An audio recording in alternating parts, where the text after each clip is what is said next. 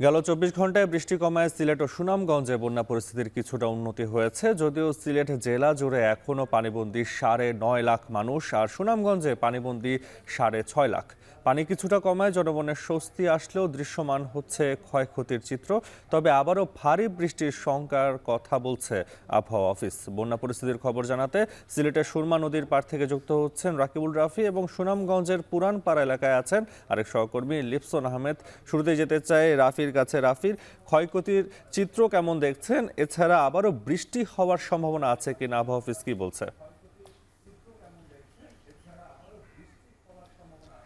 নাফি, দেখুন, ক্ষয়ক্ষতির চিত্র যেটা দেখেছি আসলে কালকে রোদ ওঠার পরে যারা জনজীবন যারা রয়েছেন বন্যায় প্লাবিত রয়েছেন তাদের চোখে মুখে একটা তৃপ্তির ছায়া দেখতে পেয়েছি। তবে যেরকম ক্ষয়ক্ষতির পরিমাণটা হয়েছে, আসলে পানি নামার পরবর্তীতে যে অবস্থা আমরা গিয়ে দেখেছি যে আসলে অনেকের বসত ভিটেই কিন্তু অর্ধেক তলিয়ে গেছে পানির তলে, এবং গ্রামীণ সড়ক যেগুলো রয়েছে সেগুলো কিন্তু বড় বড় গর্ত সৃষ্টি হয়েছে, যেখানে মানুষের হাঁটা চলা করতে অসুবিধা হচ্ছে। এবং একই সাথে সাথে গ্রামীণ সড়কের পাশাপাশি কিন্তু যে বড় সড়কগুলো রয়েছে এর আশেপাশে অনেকেই নৌকা পাচ্ছে না, অনেকে বড় বড় ব্রিজে এসে আশ্রয়কেন্দ্রে না গিয়ে বড় বড় ব্রিজে এসে অবস্থান করছেন। আশ্রয়কেন্দ্রে যেহেতু জায়গা পাওয়া যাচ্ছে না, আশ্রয়কেন্দ্রের জায়গায় সংকুলান দেখা দিয়েছে, এবং একই সাথে সাথে কিন্তু যে পরিমাণ আশ্রয়কেন্দ্র ব্যবহার করার কথা সেই পরিমাণ আশ্রয়কেন্দ্র ব্যবহৃত হচ্ছে না, এবং ৬২৯টা আশ্রয়কেন্দ্রের মধ্যে প্রায় ৩০০-র কাছাকাছি আশ্রয়কেন্দ্র ব্যবহৃত হচ্ছে, যেখানে অনেক আশ্রয়কেন্দ্র কিন্তু খালি পড়ে আছে এবং অনেক আশ্রয়কেন্দ্রতে মানুষ জায়গা পাচ্ছে না। এবং আমি যদি আজকের বৃষ্টিপাতের পরিমাণের কথা বলি, যে আবহাওয়া অফিস বলছে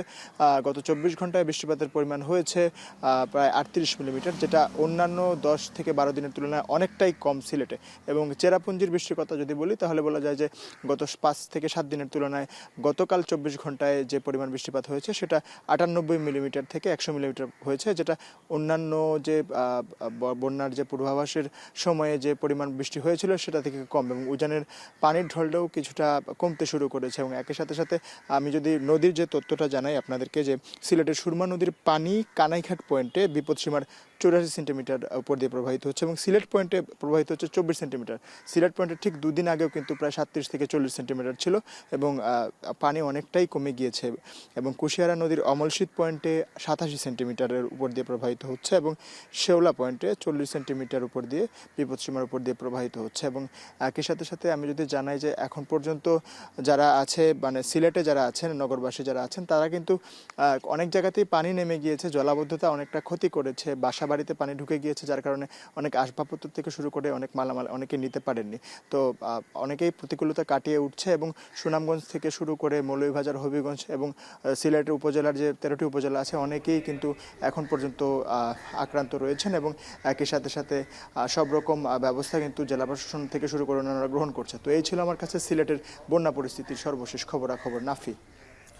সিলেটের বন্যা পরিস্থিতির খবর জানাচ্ছিলেন রাকিবুল রাফি। এবার যেতে চাই লিপসন আমাদের কাছে। সুনামগঞ্জে যে বন্যা কবলিত এলাকাগুলো যেগুলো রয়েছে, আজকের পরিস্থিতি কেমন দেখছেন জানাবেন।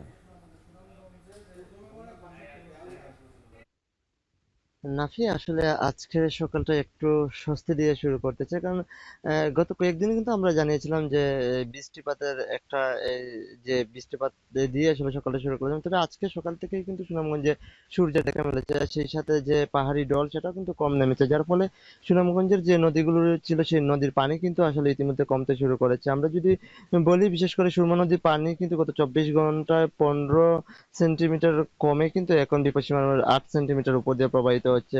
সেই সাথে যদি বলি যে এলাকাগুলো আসলে পৌর শহরে প্লাবিত হয়েছিল, বিভিন্ন সড়ক, সেই এলাকা থেকে আসলে পানি কিছুটা নামতে শুরু করেছে, যার ফলে কিন্তু এখানকার যে মানুষ রয়েছেন তাদের মনে একটা স্বস্তি ফিরেছে। পাশাপাশি যদি আমরা নিম্নাঞ্চলের কথা যদি বলি, চাতক, দরাবাজার, তাহিরপুর, মধ্যনগর, এই এলাকাগুলো থেকে আসলে পানি কিছুটা কমেছে। তবে দুর্ভোগের যে বিষয়টি রয়েছে, অর্থাৎ পানি কিন্তু দ্রুত গতিতেই কিন্তু এই সুনামগঞ্জের নিম্নাঞ্চল প্লাবিত হয়েছিল, সেই সাথে শহরও প্লাবিত হয়েছিল। তবে এই পানিটা কিন্তু এখন ধীর গতিতে নামছে। সেই সাথে যদি বলি যে নিম্নাঞ্চলের মানুষগুলো বসতভিটে কিন্তু এখনো পানি রয়েছে। পাশাপাশি শহরের কিছু কিছু সড়কেও কিন্তু আসলে আমি যেখানে দাঁড়িয়ে আছি সেখানেও আসলে পানি রয়েছে। তবে গতকাল এই জায়গাটিতে কিন্তু হাঁটু সমান পানি থাকলেও কিন্তু এখন সেটি কমেছে। সেই সাথে কিন্তু এখানকার যে মানুষরা রয়েছেন, অর্থাৎ নিম্নাঞ্চলে যে মানুষরা মানুষরা আশ্রয় কেন্দ্রে আশ্রয় নিয়েছিলেন তারাও কিন্তু আসলে নতুন করে একটি দুর্ভোগের মধ্যে পড়েছেন, কারণ আশ্রয় কেন্দ্রে কিন্তু ইতিমধ্যে বিশুদ্ধ পানির একটি সংকট তৈরি হয়েছে, যার ফলে কিন্তু তারা এই যে আশ্রয় কেন্দ্রে আসলে প্রতিনিয়তই আসলে একটি এই সমস্যার মধ্যে পড়তে চায়। তবে জেলা প্রশাসনের পক্ষ থেকে বলা হয়েছে প্রতিটি আশ্রয় কেন্দ্রে কিন্তু ইতিমধ্যে পানি বিশুদ্ধকরণ যে ট্যাবলেট সেটা কিন্তু আসলে বিতরণ করা হবে। পাশাপাশি আমরা যদি বলি প্রতি বছরই কিন্তু বন্যায় এখানকার যে মানুষ তাদেরকে কিন্তু আসলে দুর্ভোগ পোহাতে হয়। সেই সাথে কিন্তু প্রতি বছরই কিন্তু পাহাড়ি ঢলের যে পানিতে সুনামগঞ্জে বন্যা পরিস্থিতি সৃষ্টি হয় তাতে কিন্তু এই অঞ্চলের যে অর্থনৈতিক একটি বিশাল যেটি এটা কিন্তু আসলে ক্ষতির মুখে পড়ে। পাশাপাশি এই ঢলের পানিতে কিন্তু ইতিমধ্যে কিন্তু সুনামগঞ্জের বেশ কয়েকটি ফসলি জমি সেই সাথে কিন্তু মাছের পুকুরও কিন্তু আসলে ভেসে গেছে। সেই সাথে এইখানকার যে মানুষরা রয়েছেন অর্থাৎ এটি কিন্তু হাওর অঞ্চল। এখানকার মানুষরা কিন্তু অনেক স্বপ্ন করে কিন্তু হাওরে কিন্তু সোনালী ফসল রোপণ করেছিলেন। সেটা কিন্তু আসলে তারা গড়েও তুলেছিলেন অনেক সংখ্যা কাটিয়ে। তবে এই ঢলের পানিতে কিন্তু তাদের গড়ের ভিতরে এই যে সোনালী যে ফসলের ধান ছিল সেটা কিন্তু আসলে তলিয়ে গেছে। তবে এই যে পানি কমার পরে তারা যদি বাড়িতেও ফিরে নেয় কিভাবে তারা আসলে যে তাদের যে পরিবার পরিজন নিয়ে আসলে যে দিন যাপন করবেন এটা নিয়েও কিন্তু আসলে অনেকেই একটা শঙ্কার মধ্যে রয়েছেন। তবে পানি উন্নয়ন বোর্ড যেটি বলছে যেহেতু নদীর পানি কমতে শুরু করেছে, ভারতের চেরাপুঞ্জিতেও বৃষ্টি কম, পাহাড়ি ঢলও কম নামছে। এতে কিন্তু আসলে সুনামগঞ্জের সমুদ্র যাবে। যদি চেরাপুঞ্জিতে বৃষ্টি না হয় তাহলে কিন্তু সুনামগঞ্জের যে নদ-নদীর পানি সেটা কিন্তু আসলে কমতে শুরু করবে। এমনকি ধীর গতিতে কিন্তু আসলে যেহেতু পানি নামছে সেক্ষেত্রে আরো ৩ থেকে ৪ দিন এই অঞ্চলের মানুষকে দুর্ভোগ নাভিয়ে